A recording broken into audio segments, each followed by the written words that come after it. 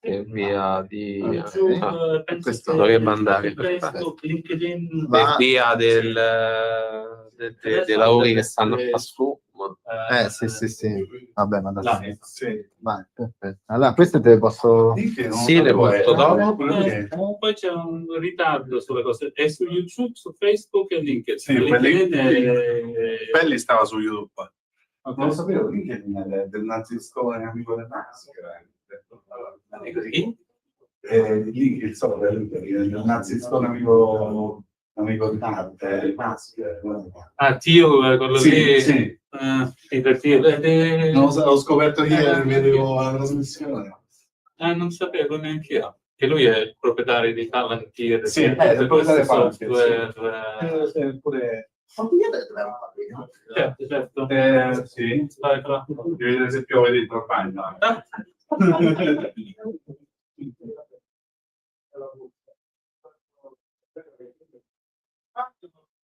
Senti, le prossime aule famole direttamente all'aperto. Per la pioggia, dici?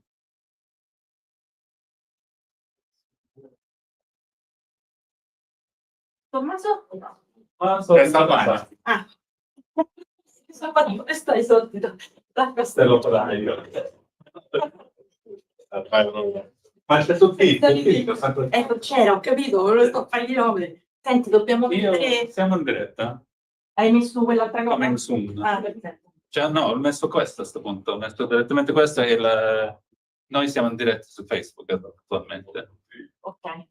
Togliamo. Va bene, no, vabbè, la musichetta è inizia? No. Va bene. Metto la musichetta e tolgo. Aspetta che...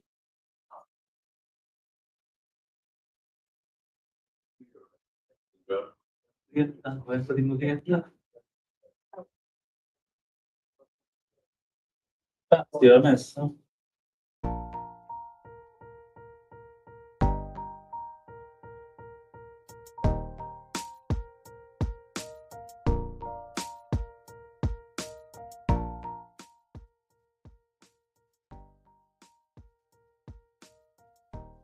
Questa è musica sottofondo.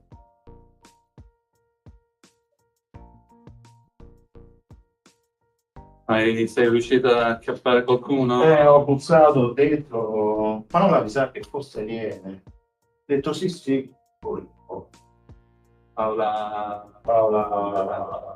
sì. Marco gli ho detto però sto impapicciato. Senti, facciamo venire pure Giuseppe, prendiamo un attimo un'oretta le misure. Sì. Dai.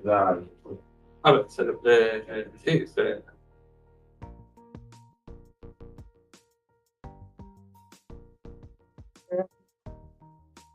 Qualche sketch stava nell'effetto dopo mandato. Sì, 22. Poi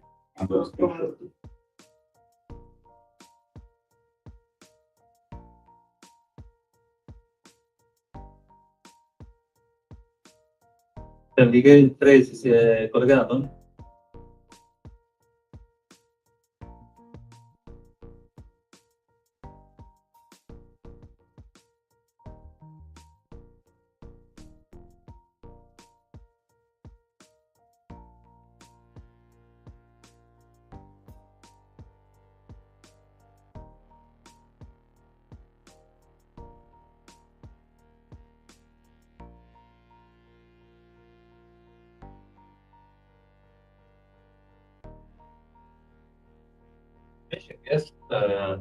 Mo che mi hai risolto questa cosa che ha detto Faustino l'altro giorno, che se ti colleghi con un altro è vero questa cosa, che se ti colleghi con il telefono poi ti colleghi su, poi tu colleghi il telefono, non è vero.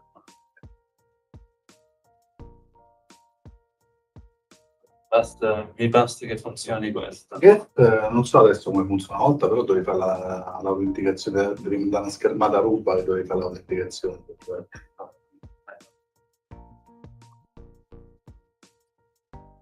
Non lo so.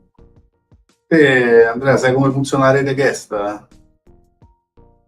Una volta ti rimandava una schermata ruba che ti devono dare delle credenziali. Allora, so che l'hanno ripristinata, ma non mi sono state date indicazioni sul suo funzionamento. E uno si dovrebbe provare a collegare e dovrebbe uscire fuori sì, una schermata di registrazione, però io sto collegato e con le due ROM sia col cellulare che con tutte e due. Sì, l'ho sempre che fatto. col PC e poi con le credenziali di qua. Sì, Quindi non ho il problema.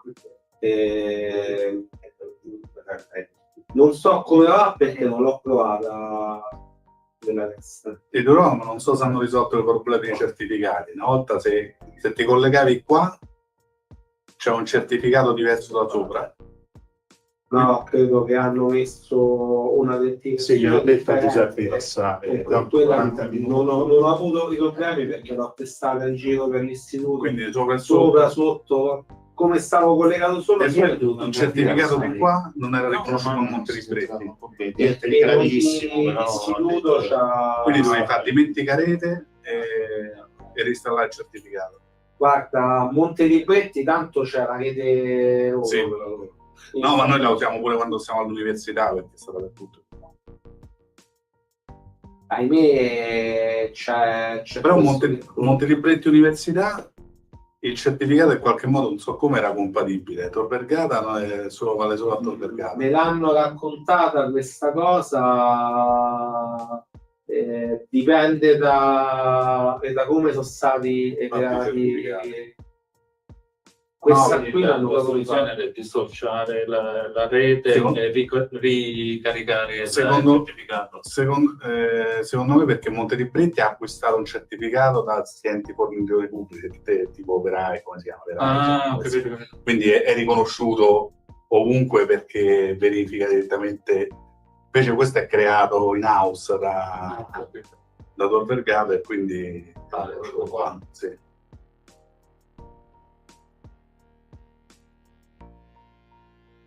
Se vai all'università da qua non ti si collega, devi fare. Io l'ho scoperto sì, andando alla Sapienza, ho detto Vergata, devi fare dissocia e dissociare.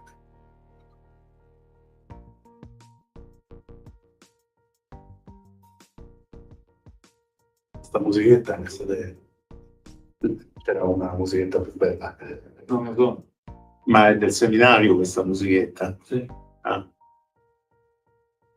Certo, tutto si spegnerà. Questo lo spengo io. Lo spegni tu. Qua diventi contento era mi tranquillizzano prima di... Beh, certo, la musica deve essere rilassante. Devi immaginare di parlare con qualcuno. La musica deve essere rilassante, non posso mettere un pezzo troppo drammatico. Questo poi quando chiami questi call center poi finisce sempre a lì. Io penso che la cosa, la fila al call center più lunga che ho fatto è stata per le vaccinazioni, una cosa del genere per Lorenza. Guarda, una cosa, sono stato 4 ore praticamente quasi attaccato al telefono e poi per la disperazione ho chiuso la comunicazione. No. Sì, Quando metti giusto la no, ma dovevo andare via da qua. Ciao, buongiorno. Giuseppe gli ho detto di passare. Intanto cominciamo. Paola, sì, Paola anche passa. Adesso vedevano un attimo sta giorno, sì. Paola Sì, penso che passa. Vabbè, lui la conosce. Sì, sì. E vabbè, io devo fare comunque la... Dai, 5 minuti. Io adesso c'è scritto the event will start soon. Sì, vabbè, 11:10, dai. 5 minuti si può attendere.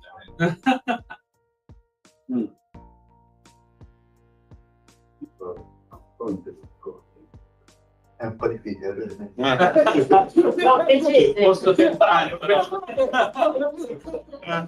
Posso provare? Vuoi dire qualsiasi cosa, noi ci vediamo che ne so. Sì, sì.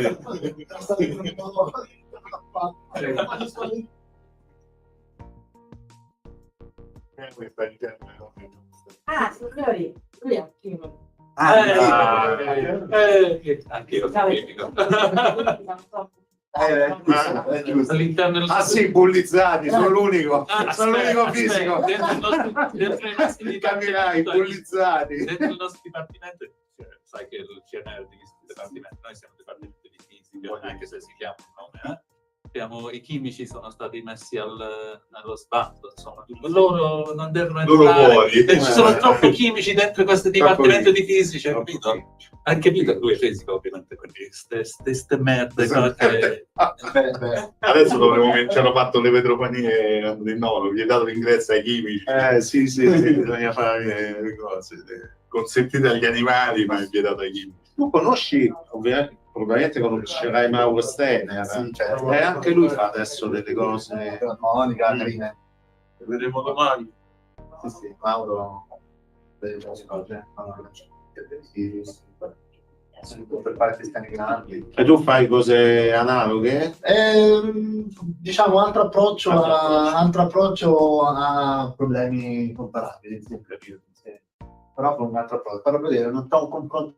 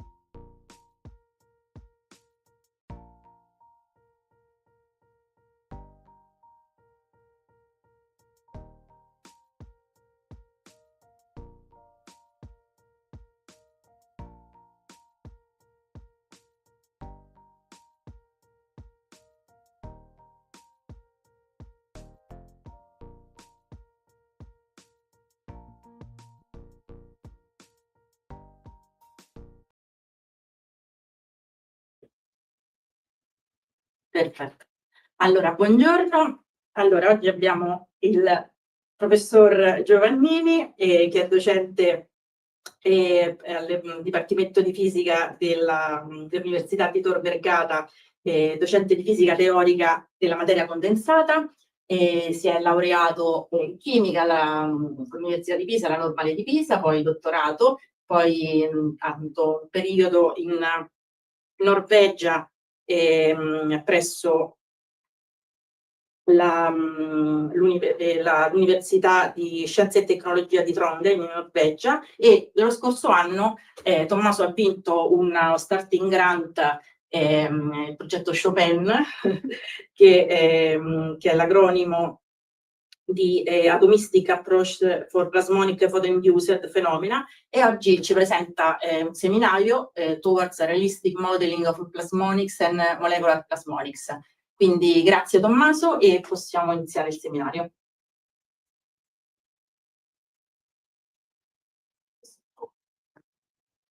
Okay, so good morning everyone. Can I start? Yeah. Yeah. So first of all, let me thank Alessandra for inviting me to be here to present our research. So today I will present you the models that we have been developing in the last 5-6 years in the field of plasmonics and molecular plasmonics. And I will try to convince you that indeed by using classical physics we can reproduce purely quantum phenomena. So let me start by saying, of course, to introduce you what is a localized surface plasmon. So under the action of an external radiation, the conductive electrons of plasmonic materials can be excited, giving rise to the so-called localized surface plasmons. These have very interesting properties. Among them, one of the most useful and exploited in the literature is the fact that by changing the size, the shape, the chemical composition, and also the environment, you can tune the plasma resonance frequency, that is the maximum of the absorption cross-section of these nanomaterials.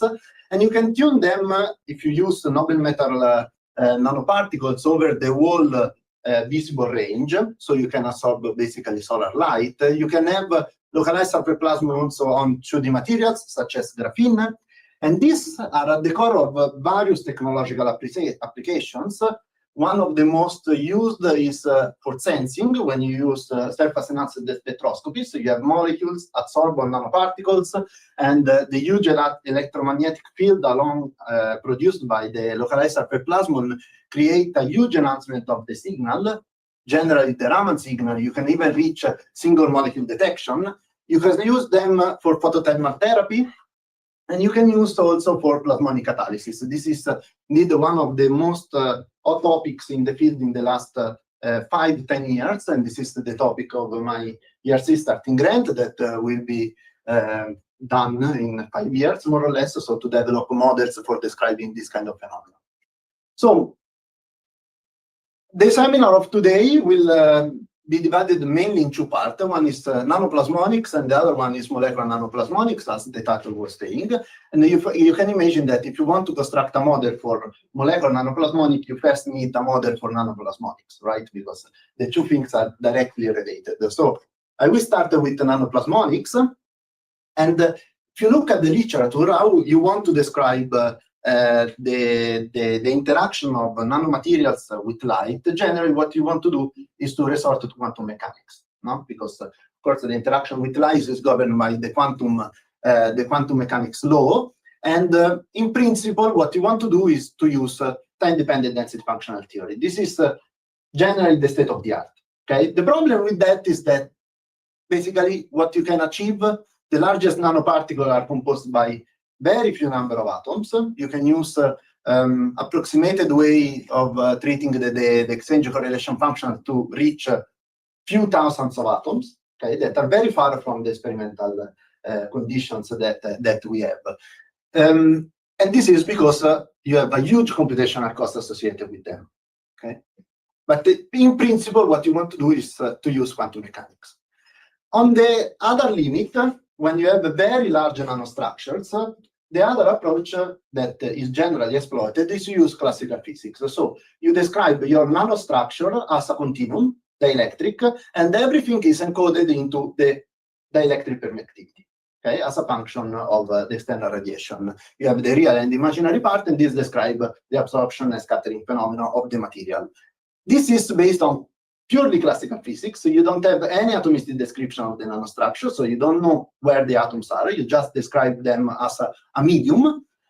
This is a very low computational cost, so you can describe a very, very large structure, but of course you don't have atomistic description, and also since you have only classical physics you cannot describe the whole plasmonic feature of the nanostructure. So the goal of what we have been doing in the last year is to develop an approach that is very simple, so in principle based on textbook concepts, based on classical electrodynamics, so that it can reach structures that are very, very large, but with some quantum corrections, so that in principle, you can try to describe all plasmonic features, okay, with the quantum correction that we put in. And what we want to retain is the atomistic description, because the atoms of the nanostructure determine the final optical properties of the nanostructure, okay? The locality of the response near the atoms is particularly important. Okay, and now we do that. I will try to explain you the physics that is behind the model. So you have your nanoparticle and you have your external radiation. Okay, we consider it a monochromatic field. Okay, you have your nanoparticle and you have all the atoms of the nanoparticle specified. On each atom, you put a charge. Okay, and this charge oscillates as a function of the frequency of the external field. And we say that the charge flux, so we write an equation of motion, that the charge flux entering and exiting is equal to the equation of motion of the charge. And we say that the momentum is actually governed by the reduced model. Okay, this is the simple way you can try to construct an approach to describe the conductivity into a metal. Okay, and this is particularly important because, of course, we know that the Doodle model describes intravant transitions. So these charges are related to intravant phenomena only. And then you reformulate everything for your atomistic approach. And at the end, what you obtain is an equation like this. Without entering into the details, you can see that you have the typical parameters of the Doodle model, the density and the scattering time, and you have the chemical potential, that is the interaction between all the atoms and the external radiation that governs how the charge is exchanged. And then we say, okay, but let's add also another mechanism. Let's do this. Let's do that the charge exchange between atoms is actually damped off with an exponential decay that is typical of quantum tunneling as soon as you reach the nearest neighbor distance. So as long as you do a separation between atoms that is larger than the nearest neighbor distance, you have an exponential decay of the interaction. And this is particularly important when you have nanoparticles that are approaching to each other. Okay, you take two nanoparticles. This is taken from the literature. This also been done experimentally. You take two nanoparticles and you approach them, and you study from ab initio. This is TDDFT and continuum, a classical description as the one that I showed you at the beginning. So the two state-of-the-art approaches for describing this physics, and you see that when you go below 1 nanometer, in fact, these gaps are called sub-nanometer gaps or sub-nanometer junction, the ab initio and the continuum approach completely differ in the description of the absorption phenomena. Okay, so here the color are the absorption peaks as a function of the separation, and this is the energy of the absorption. Okay, and you see that the two approaches completely differ. You see here that some other excitation appears, and so on. Okay, that is in the ab initio and not in the continuum. So we say, okay, can we describe the same kind of physics with our approach? We first selected as a simple case a stretched sodium nanorod. This is a very small nanorod, 300 atoms. You take the nanorod, was studied previously at the time-dependent density functional theory. You take the nanorod, you stretch until it breaks, and before breaking, you create a one-atom junction. Okay, so this is a specific case where, of course, you need atomistic description, because you cannot describe a system like that with continuum physics. And then we simulate the absorption cross-section by using our approach. This omega FQ is our approach. Ab initio is the reference taken from the literature. And you see that here is the absorption cross-section as a function of the elongation. It is qualitatively, but also quantitatively in agreement with the reference that is a quantum picture of it. And you see that also the arising of the different induced density at the different frequencies is almost perfectly reproducing the ab initio one. Okay, and you see that you have peculiar plasmon excitations happening at different wavelengths. And then we say, okay, this was very simple because it's sodium. Sodium is a Doodle metal, can be described by Doodle model. What happens when you go to noble metal nanoparticles, that are the ones that are mostly exploited? We know that interband transition indeed play a crucial role here. And in the model that is based on Drude mechanism, you cannot describe them. Okay, this is well known from classical physics. So we say, okay, how can we add a description of the interband transition? this is we did by adding an additional polarization source that are dipoles. So now on each atom you have a charge and a dipole, and this dipole again describe a physics, and the physics that is describing is interband transition. And these dipoles depend linearly on the external field, the interaction with the other dipoles, and the interaction with the intraband phenomena, so the charges.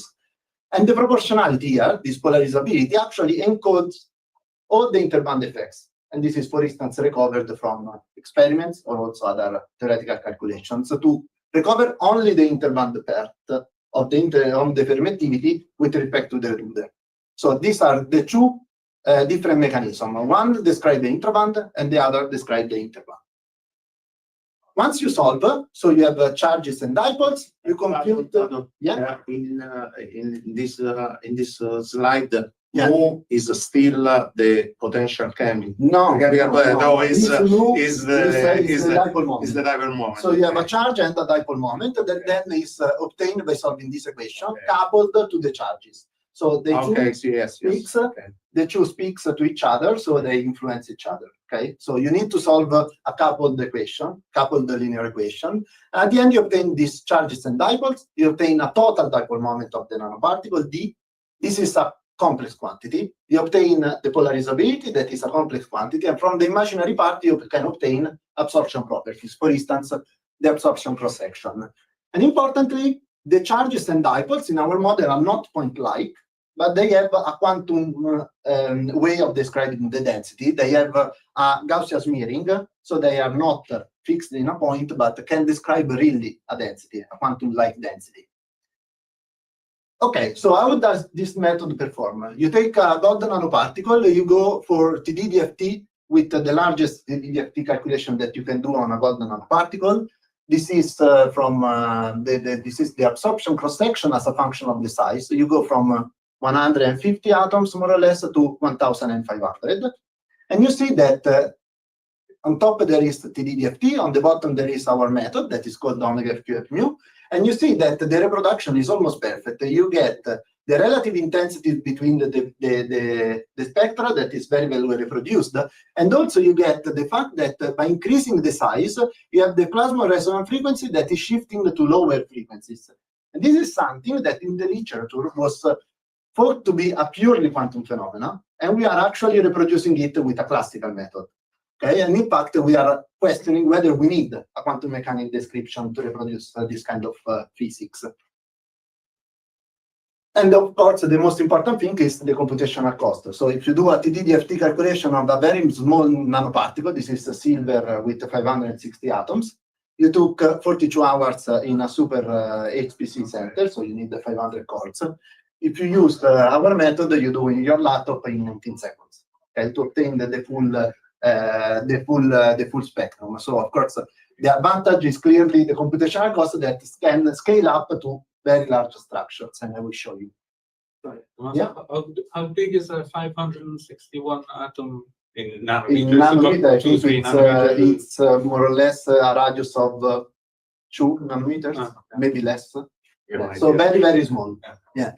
Then, of course, to recall what we did at the beginning, so the fact that when you put 2 nanoparticles approaching nanoparticles, you have the appearance of additional plasmons in your system is actually well reproduced by our approach. This is silver and gold.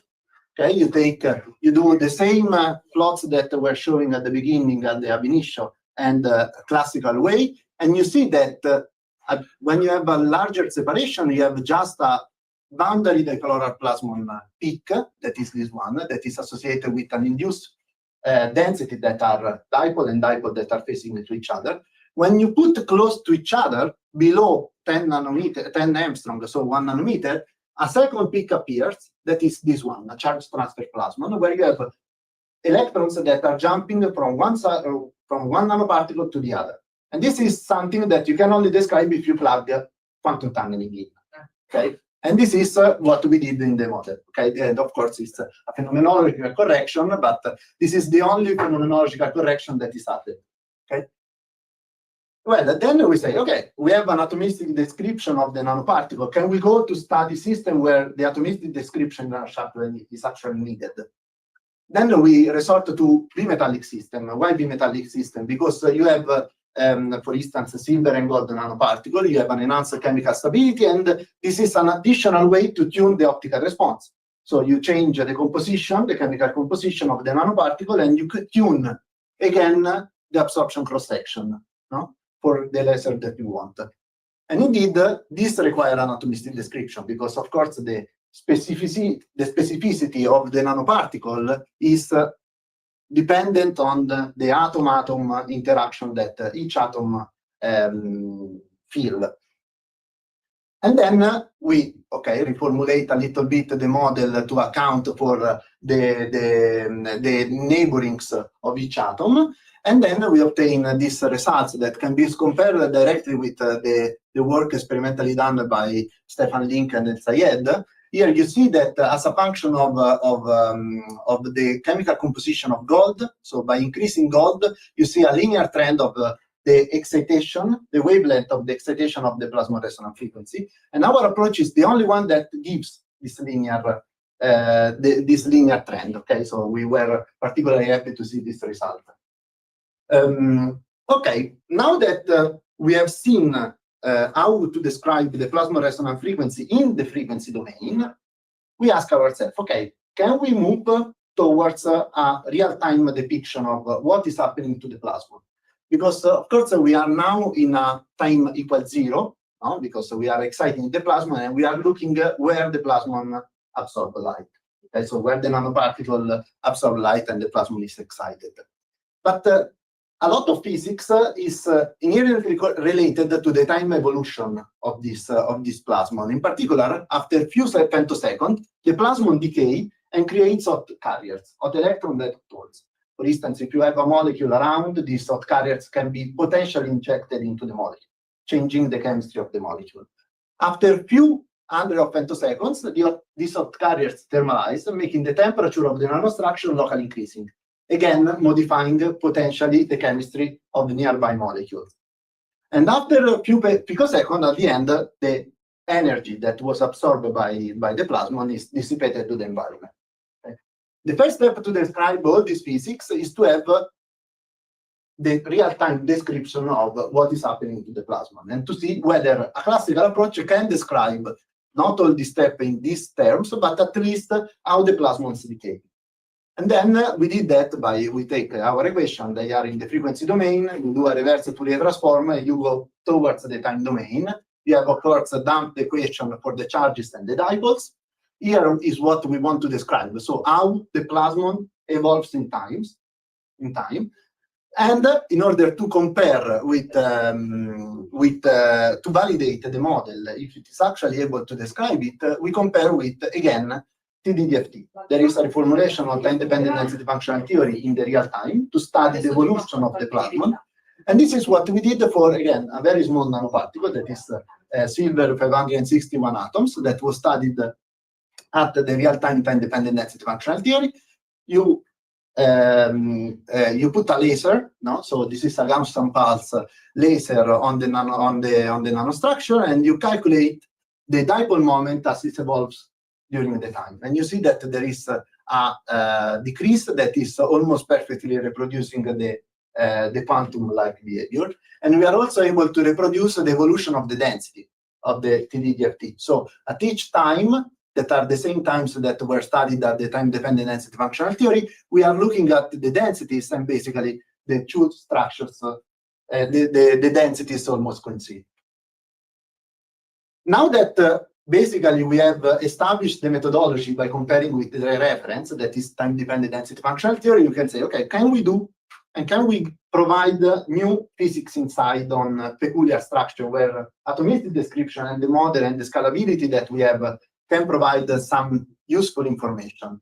Then we look at the plasmonic picocavities that are peculiar structures that are created when you put two nanoparticles on top of each other. You create a gap that is controlled by some linkers of more or less 1 nanometer gap, and you create a nanocavity. So you have two structures that are very well connected and very well controlled. A nanocavity. A picocavity is created when just a single atom defect appears on one of the two faces. Okay, and this is a very elusive structure that is hypothesized by the group of Professor Bamberg in Cambridge. So, how to describe this kind of system? We say, okay, let's use our method that can describe very, very large structures. So, to give an idea, we took 2 nanodisks that are 17 nanometers, 6.5 nanometers of height.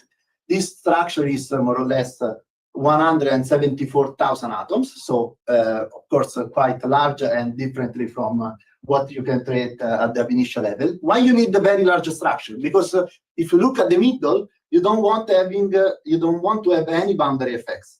So you need very, very large structures. And then we create a picocavity by just adding a single atom.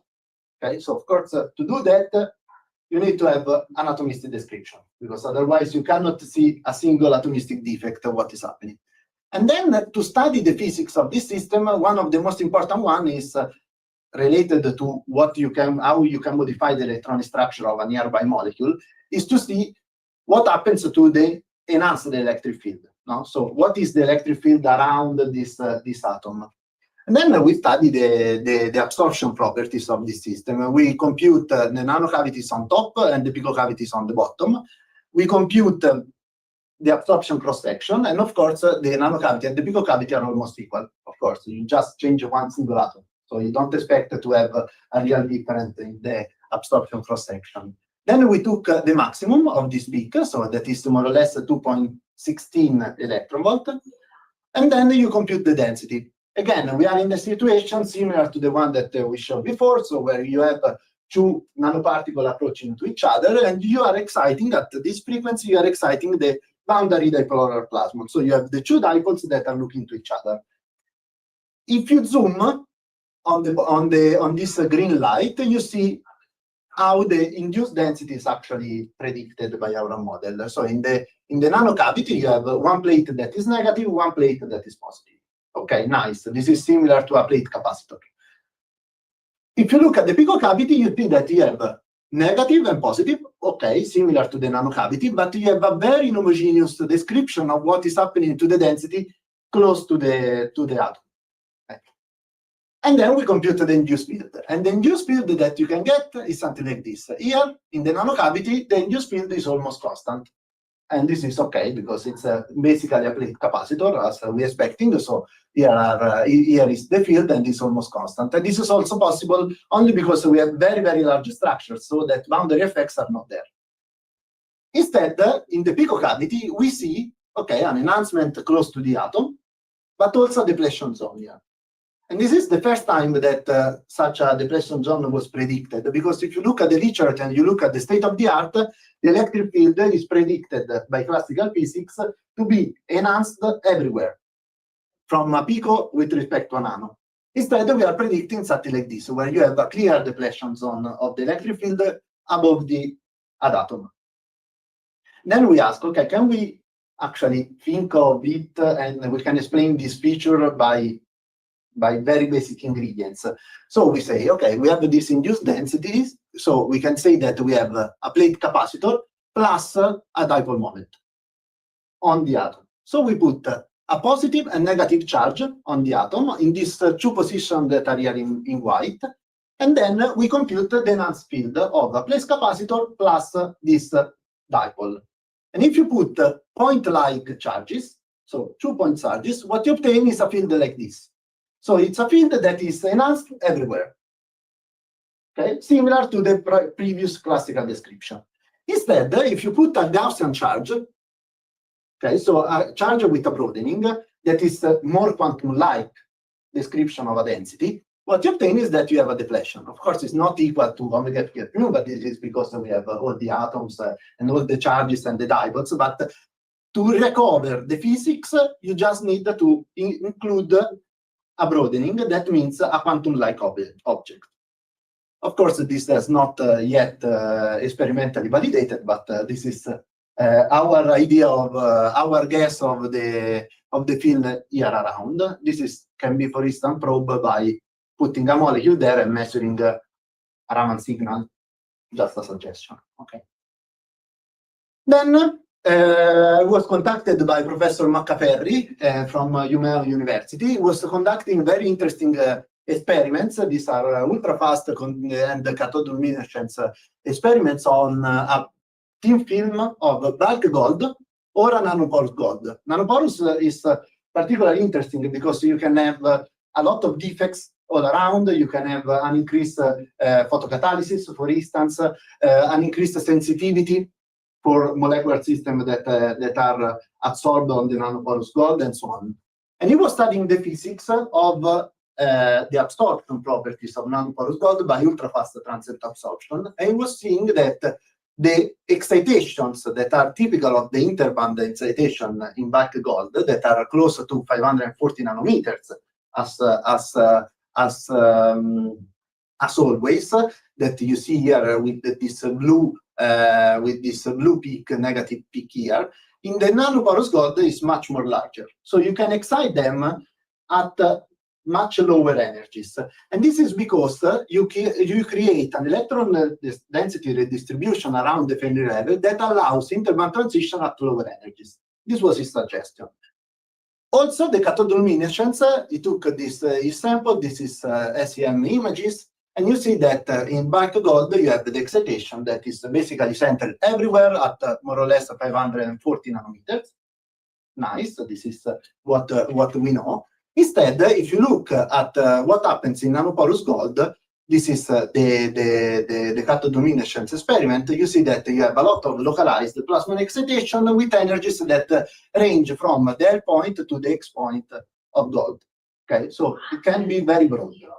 And then he asked me, can we confirm that something is going on in terms of the interband transitions here? And the fact that we have a model that is physically based on intraband in terms of charges and interband in terms of dipoles allows us to dissect the effect of the two parts.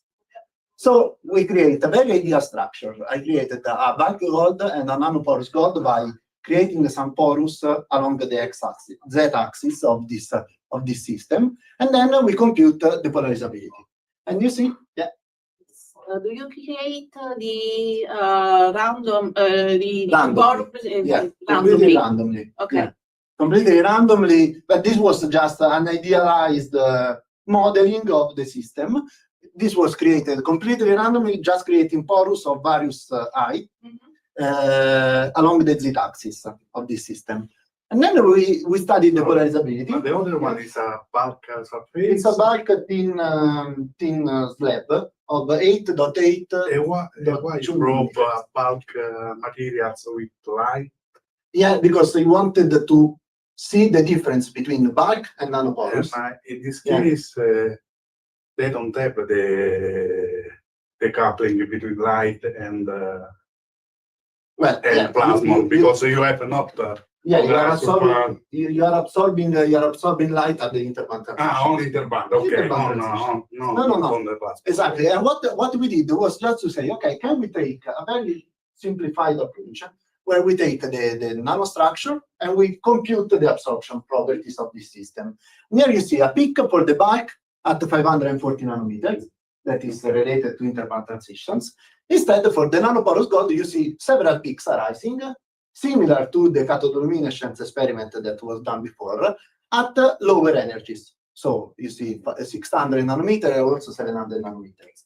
And then we say, we take the total induced density as a function of the frequency, and we evaluate how important is the intraband contribution with respect to the interband contribution by looking at the contribution of the charges and the interband and the dipoles.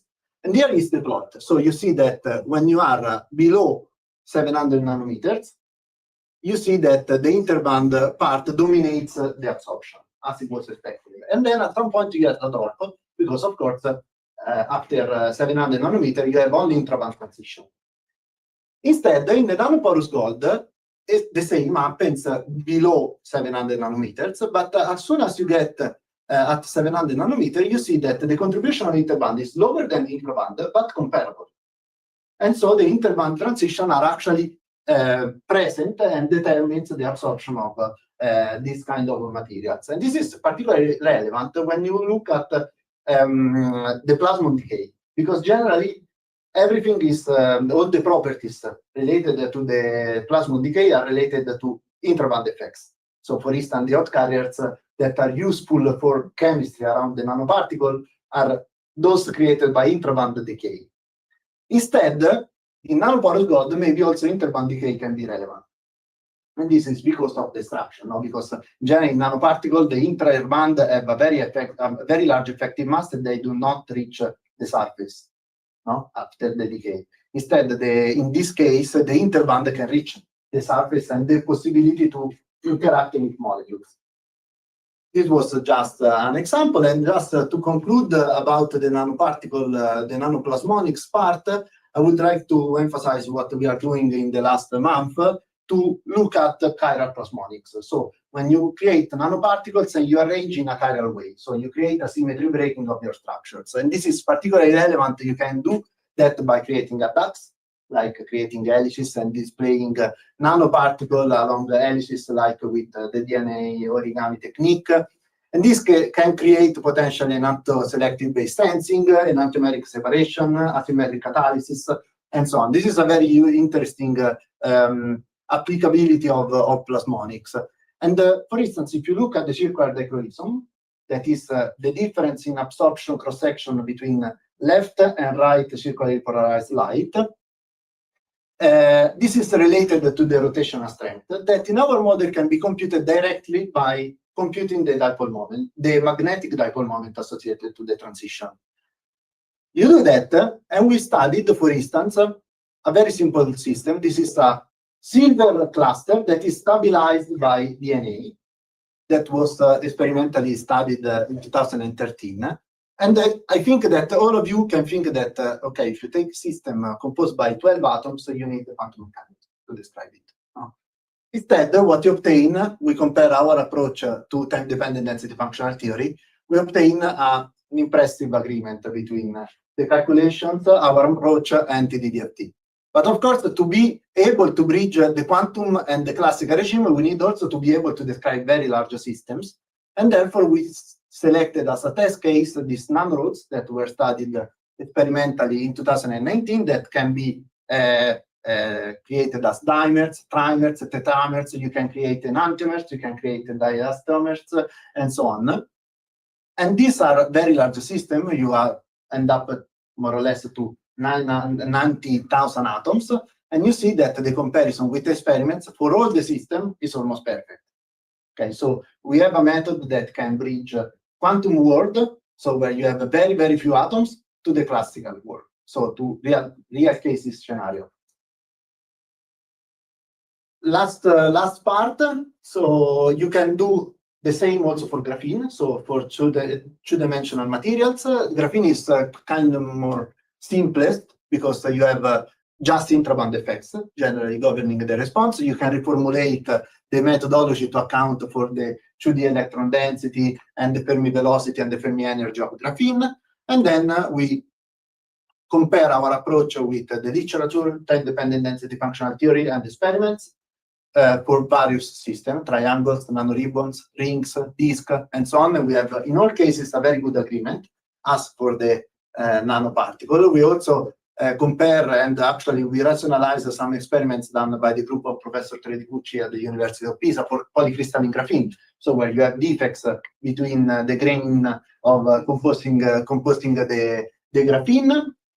And then we can also study amorphous carbon. So this system that are like sponges, where the carbon creates peculiar, let's say, morphologies around that. These are structures that were created by the group of Professor Fortunelli at the CNR.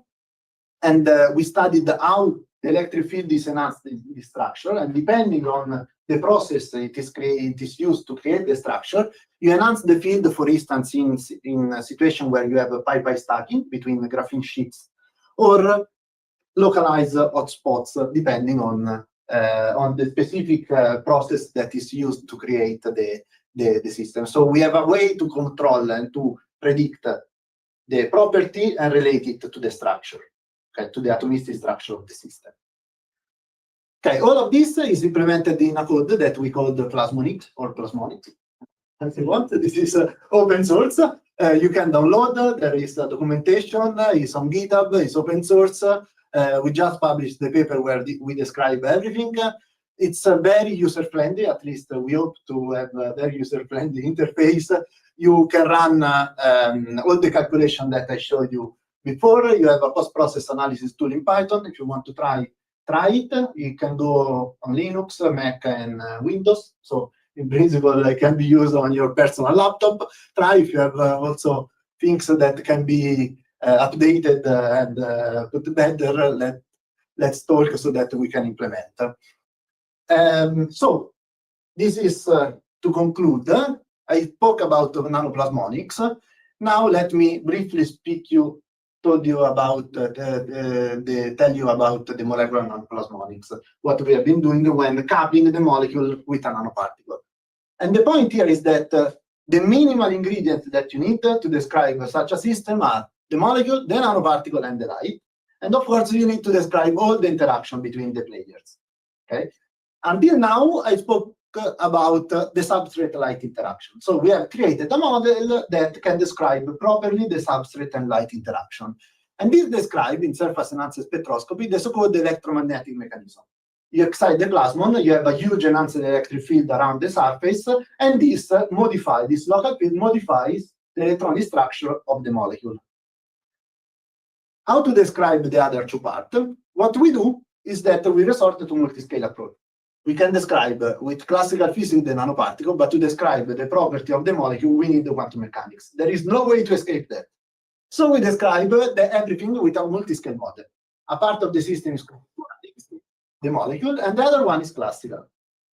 And then what are the physics that we need to include to describe the SERS, for instance, the surface-enhanced Raman scattering?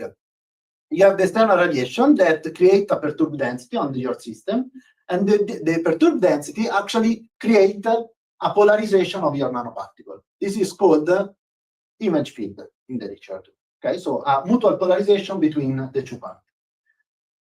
But of course, the important thing that you have in SERS is also that you have an additional external radiation, and this additional external radiation actually creates the plasma that is called a local density that create a local field on your molecule and create an additional perturbation to your density. Both of them needs to be coherently described. We'll not enter into the details of the technique, but generally you take time-dependent density functional theory for the molecule and you modify to account for both interactions on the left and the right-hand side of this equation. Basically, at the end you obtain a perturbed density that describes how the density was perturbed by the external field and by the local field. And from that, you compute the complex polarizability, and by the differentiation with respect to the normal modes, you obtain your spectrum. Here is an example, pyridine on silver icosahedral nanoparticle. Very idealized picture of what experimentally is done. There is no environment, there is no solvent, there is no configurational sampling, very, very idealized. We put the pyridine on the three most important positions of this nanoparticle, that is the vertex, the phase, and the edge. And then we compute the spectrum with our methodology. Here you see vertex, phase, and edge spectrum. And on the bottom you have two experiments, one at 0 voltage applied to the system, and the other one by applying a bias. Right? You see that the main peaks of the experiments are there. So this is already satisfactory because we have a very idealized picture of the system, but already the peaks are there. And also the intensity are more or less well reproduced. An important thing is that when you apply the bias, you see that the main difference between the spectrum is the appearance of this peak. And this is because experimentally it is assumed that applying a bias, you create some molecule plasmon excitation that goes between the two subsystems. This is something that is called the chemical enhancement mechanism in SERS, and this is something that we don't have in the model. The QM and the classical part do not exchange electron. Okay, so this peak needs to be very, very low, and this is in fact what we get. No? So this peak needs to be very low because we don't have a chemical enhancement mechanism, and in a way we confirm that this is due to this kind of mechanism. Okay, just to show you also another application, we selected aniline on gold. This is a kind of more complex system with respect to pyramid because there's a lot of binding points, binding atoms that can be absorbed on the nanoparticle. This is still an icosahedral nanoparticle, and we consider 6 vertex configurations depending on the nitrogen atom that is close to the nanoparticle, and 6 the same phase configuration where the adenine is absorbed on a phase. And then we compute, in this case, surface enhanced infrared absorption, that is another spectroscopy that can be enhanced by surface effects, and the SERS. To show what, I don't want to enter into the details, but to show that these two spectra are indeed complementary. They provide you different information, different enhanced mechanisms, and they provide you, you see, for instance, with the star, there is the maximum enhanced normal mode. Okay? And they are different between infrared and CERT because the selection rules are different and the mechanism behind it are different. So they are very complementary. And then we can compare also in this case with the experiments. Again, no environment effects, very idealized picture, but still with the experiment we can get, by selecting the various different ways of adding to absorb on God, we can compare with the experiment, and we see that the main feature of the spectrum are there. We can also hypothesize that maybe the preferential one is N3 and 9 by comparing with the experiment. But of course, it is a very idealized picture. So this is kind of, let's say, this is can be hypothesized, but is not obvious. Okay. With that, I finished. I showed you a model that can bridge quantum and classical worlds in the field of nanoplasmonics. Didn't show you, but we can extend also the model to treat an environment around. So, for instance, a solvent all around the nanoparticle. We can do that by using another multi-scale way to do that with our approach for the absorption and a force field for the solution around. One way to extend this model will be to also try to describe both carriers. That is purely quantum, but maybe with our classical formulation, in some way, we can try to do that. We can try to describe them. And then in the field of molecular plasmonics, we have also extended to other spectroscopy, like fluorescence. And the thing that I would like to study in the near future, my PhD starting grant, is plasmonic catalysis. So how the plasmon decay and the creation of carriers, the thermal enhancement near the nanoparticle, can influence molecules all around, okay? And in particular in the field of catalysis. With that, I finish. I would like to thank all the collaborators that work with me to develop, test, validate the approaches during the years. I have 2 PhD positions with my PhD starting grant that will start in November. So if you have someone that is interested, share the work. And of course, to all of you for your kind attention.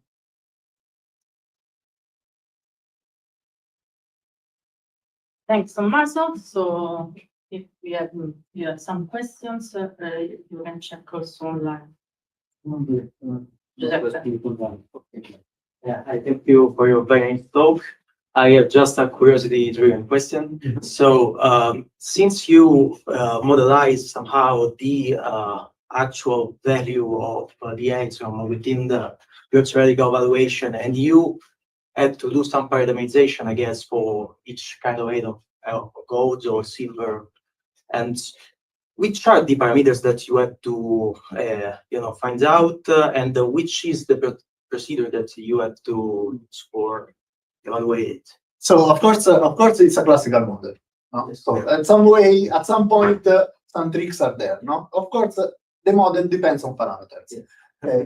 It's not a first principle approach. So let me come back to some equations just to show you. The parameters are this one. Look at the Drude mechanism. You have the density and the scattering time. This can be recovered from experiments. Okay, you take your permittivity function, you fit with a Drude plus some other Lorentzian type function for the interband part, and you take the parameters that exit the plasma frequency or the density is the same and the scattering time. No, you can relate the density to the flat frequency, and these two are determined experimentally. Okay, so you can recover from experiment. In principle, also from theory. So you compute the permittivity function at some level of theory, and you recover these parameters. The effective area is the area along which the charge flux enters and exits for each atom. Okay, so this one is written in terms of the van der Waals radius, at least the first approximation is the van der Waals radius of each atom. Okay, reasonable. Then, in the chemical potential, you have the interaction between the atoms. So this is something that has no parameters. Okay, it depends on the distance, and this is the Coulomb law. And you have the self-interaction between each charge. Okay, this depends on chemical hardness. That is the second derivative of the energy with respect to the charge. This is a parameter, free parameter that you need to decide. Okay, you can recover from the literature more or less because each atom has a more well-defined chemical hardness, more or less. Then, okay, so this function here for the tunneling has, of course, two parameters that determine where it is centered, of course, and then how steep is this line. It's a Fermi-like function, so you can imagine the two parameters that enters in. Then you have the last parameters that enters in are the atomic complex polarizability that determine the interband, and these are how they are recovered. You take the experimental permittivity function. I take about permittivity, the experimental, but you can take again also the theoretical, so the computed permittivity function. You subtract the Drude part. This is everything that is not Drude, so interband effects, and then you recover the polarizability by Clausius-Mossotti equation. Okay, and you plug in, and that's it. So basically, there are some parameters. Most of them have a physical meaning. The others can be adjusted by comparing with. We do that with very, very small systems at the TDDFT level. So we compare directly with TDDFT and we tune the other parameters. They need to be a bit adjusted. Yeah. No problem. Yeah. I've got lots of questions, but I want to get you. In the case of the nanobore's gold versus bulk, you were saying in the bulk it's just interband transitions and at 540 the usual. Well, in the nanobore score, I mean, you see peaks, but I mean, is that like plasmonic transitions which are enhancing the interband, or is it not plasmonic? Because you I mean, in the model that we have, it's always plasmonic. It's always plasmonic. Always Okay. plasmonic. Okay. In this case, what we did actually was to say, okay, we see these transitions, that is the optical response.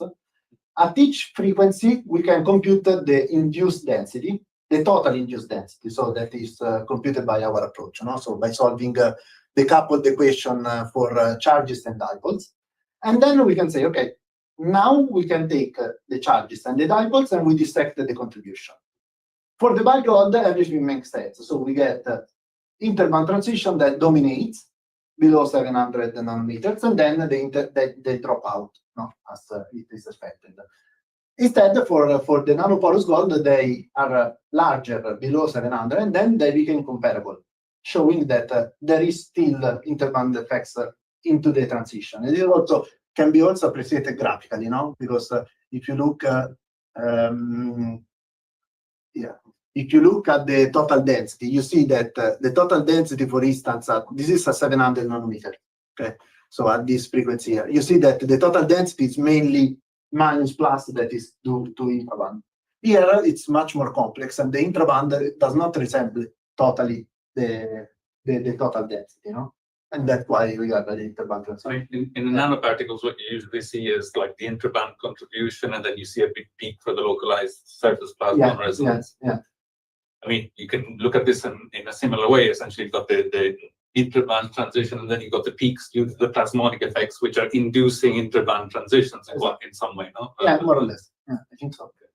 Yeah. The other question was, I was very interested in seeing the decrease in the electric field enhancement in the case of the single atom. I mean, what consequences could this have for, you know, all of these kind of Well, surfaces, and then I mean Yeah, they're designed to be able to enhance. I think, I mean, they say that these pico cavity arise from the experimental point of view because if you measure the search spectrum in this kind of system as a function of time, at some point, in some times, you see different peaks arising.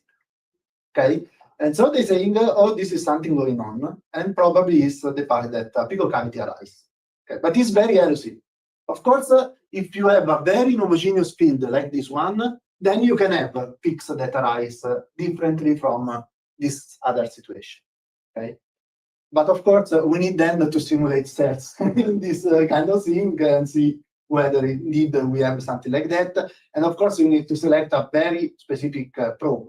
No, for instance, where you know exactly what is the search spectrum of that probe in that situation, and then to compare it. But this is a suggestion, but not maybe there are clever way to demonstrate if it is actually like this. No? Yeah, but at least it makes sense from the understanding. yeah. One of the problems of SERS is understanding exactly this. I mean, SERS is used on the other way around. No, here is to use SERS as a probe, to probe the electric field. Yeah. No? It's interesting to combine the two and try and.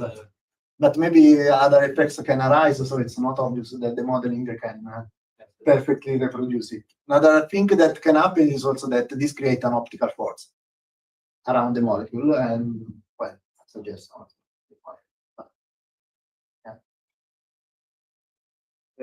Question, actually, the first one is just a curiosity. Why do you use your model nicosahedral structure for the nanoparticles?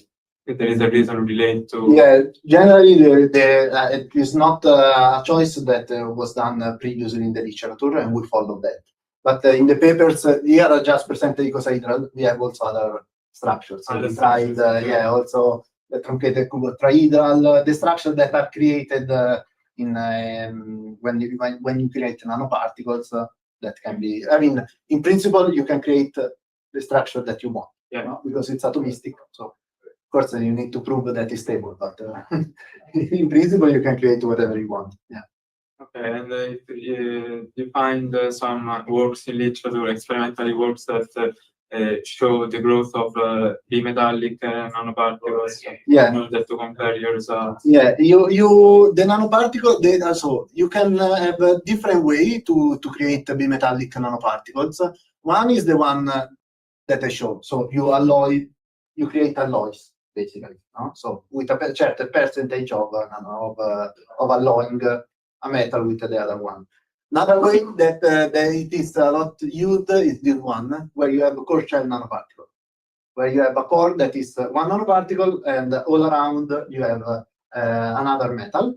Of course, what happens is something like this, so where you have contamination between the two shells. So what's in this case, our approach can provide a realistic picture of that. Other things that they do is to take a nanoparticle and create some satellites with other metals. This is something that I think not entirely true because I'm not an experimenter, but you can control quite well what you are doing in this case. So you have done also the core shell. Yes. Yeah. In the paper here there is also core shell, and also alloying the core shell, so with a certain percentage of exchange between the two, just to show that we can actually reproduce all the cases, no? Yeah. I mean, the core shell is like a huge number of different types of plasmonic resonances where you're able to. You can have a lot of resonances, no? Because at least two. Because there's even more if you have a shape. There's really lots of them. Yeah, but also when you create, even a bit more you create if you create a gap between the two. Okay. Because if you create a gap, you can have all the hybridization between the parts, no? But in principle, you can describe everything. Thank you for your seminar. What's the perspective to include, so in your perspective is to include also injection phenomena due to, I mean, plasmon decay, Landau damping, and so on. So what is the because correct me if I'm wrong. So now this phenomenon are investigated with a classical plasmon description, and I mean the simplest approach could be the Fermi-Gordon rule and hole and electron. You take the potential. You take the potential, the classical potential, and you apply some quantum mechanics. So, what is the new feature that you would like to add to this picture? The point is this one. So, generally in the literature, when you look at the hot carrier physics or chemistry, you look at the nanoparticle and you look at what happens to the nanoparticle. The most, let's say, promising approach is to have the nanoparticle, you compute the potential, and then you apply a tight binding based Fermi-Gordon rule, and you can reproduce the hot carrier distribution of this nanoparticle. This is a static picture, of course, because you create them at equilibrium. What I would like to have, first of all, is a dynamic perspective. So I create them and then I see how they evolve in energy and in the positions of the nanoparticle with the atomistic description. And in particular, what generally is missed is the fact that there is a coupling between the nanoparticle and the molecule. I would like to create a model that can describe the coupling between the two. And this is particularly problematic because if you want to have electron jumping between the two parts, your quantum part, your QM part, cannot have a fixed number of electrons because you can exchange electrons with an environment. And this is problematic, it's challenging from the theoretical point of view. But this is one of the main points of what I would like to do. And the other thing that I think it's particularly interesting is whether in situations like this, the semi-classical way of coupling light, in this case the plasmon, and the molecule is valid. Because maybe here the plasmon behave as a quantum object, so as a boson. So you need to use quantum electrodynamics instead of a standard. Yeah, but here you have high occupation numbers, so the system is classical-like. It's classical-like, but the field here is very strong. No, so okay. the semi-classical approximation can be valid. This is a question. Maybe, I mean, experimentally, they see that you can check in this kind of system. You can see Rabi splitting. That is a clear way of seeing that the plasmon is behaving as a quantum object. Yeah, as a boson. And this is something that one can do by extending the quantum part to quantum electrodynamics and plugging the plasmon as a boson in. Yeah. This is another. Sounds complicated. Yeah. But you compute some calculations coupling 2D materials and nanoparticles.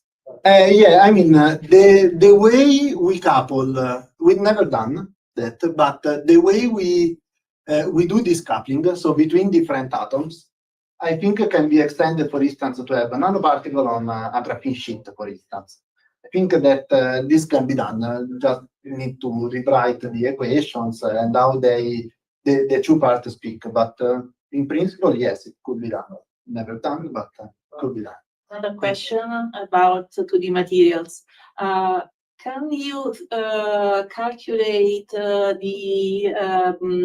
eventual, the potential case where you have the strain on the action of a strain on this material? So, for instance, with Tredicucci, with the group of Professor Tredicucci, the experiment was something like this. So they have this polycrystalline graphene, and they were here it is. So they have this polycrystalline graphene, and they were straining isotropically in the two directions, and they were seeing a strange behavior in the conductivity of this sample. And then we did exactly the same. So of course we did a very idealized where we were straining first by enlarging the carbon-carbon distance, and then by separating the grains at different strain levels. And we see that it's a combination of the two effects. So first, the carbon atoms enlarge, and then suddenly they breaks. along the grain boundaries. But this is something that can be done. Yeah. Thank you very much. And very nice too. Thank you. Some question. Initially, you were saying something about the coupling of nanoparticles. Can Yeah.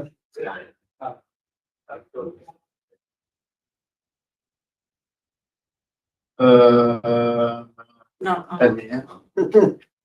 No, I don't remember. Okay, if Yeah. among the different examples, you mentioned this. Okay, we call the extended plasma. So what happens when two nanoparticles are close to with intercoupling difference Yeah. less than the This one. radius? Yes. Okay. Yeah. So I probably have lost something Yeah. here. So can you describe the new features that Exactly. So basically what you have here is this pink. So you have the two nanoparticles. The two nanoparticles, and you in this plot you have the separation between the two. Then you have the energy, so the excitation energy of the external laser. And then with the colors you see the peaks. So the yellow are peaks very high, and then the rest depending on this scalette here. So basically what you see is that when you go below 10 angstrom, here you see between 0 and 5, there is a huge difference between what you obtain at the ab initio and the continuum level. In particular, this charge transfer peak here that you see at low energy start to appear before what the continuum shows. In particular, you have a very huge shift of the boundary plasmon, dipolar plasmon at lower energy in the classical physics. Actually, this goes up to here, up to zero separation. And then only after they touch, you create the charge transfer plasmon. In the quantum world, this is not what is happening, because as soon as the electrons can jump from one part to the other, thanks to quantum tunneling, then you can have another excitation mechanism. This creates the fact that the boundary dipolar plasmon does not go to very low energy to be excited, as you see here. And the other thing is that this charge transfer plasmon start to be created before the touching between the two structures. Yeah. And this is something that is purely quantum effects in this case of physics. It was seen experimentally also in 2012. Oh, this is a quantum phenomenon that now more or less well established. Of course, the continuum as it is cannot describe it. You can plug away and some modification that is called the quantum corrected model to describe this kind of phenomenon, of course. So you can correct for this kind of simulations. But, yeah. The question we can thanks again Tommaso for his interesting seminar, and